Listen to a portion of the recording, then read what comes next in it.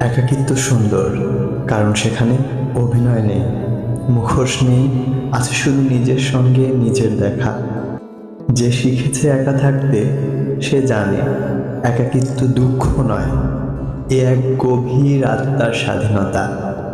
একাকিত্ব মানে শূন্যতা নয়, কখনো কখনো তা গভীর নীল আকাশ, যেখানে মনের পাখি ডানা মেলে উড়ে বেড়ায় নিঃশব্দে।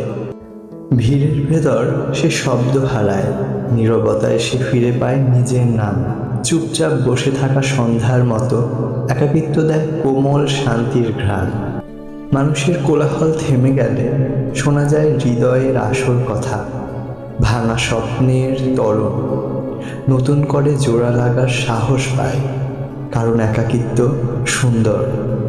একাকিত্ব এলে আমি ভয় পাই না আর, তাকে বসাই পাশে পুরনো বন্ধুর মতো।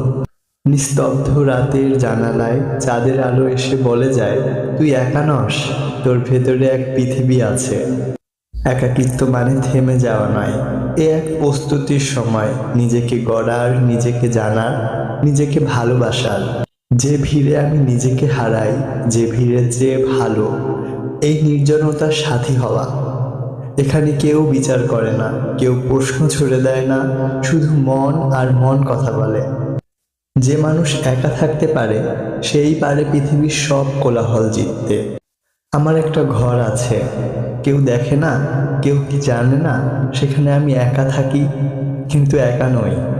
একাকিত্ব সেখানে অভিমান নয়, এ এক শান্ত নদী, যেখানে ডুবে গিয়ে আমি নিজেকে খুঁজে পাই।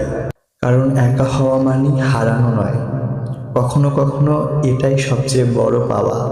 দেয়ালে ঝুলে থাকে স্বপ্ন, মেঝেতে পড়ে থাকে কিছু অপূর্ণতা, আর জানালার ধারে বসে থাকা আশা। একাকিত্ব সুন্দর।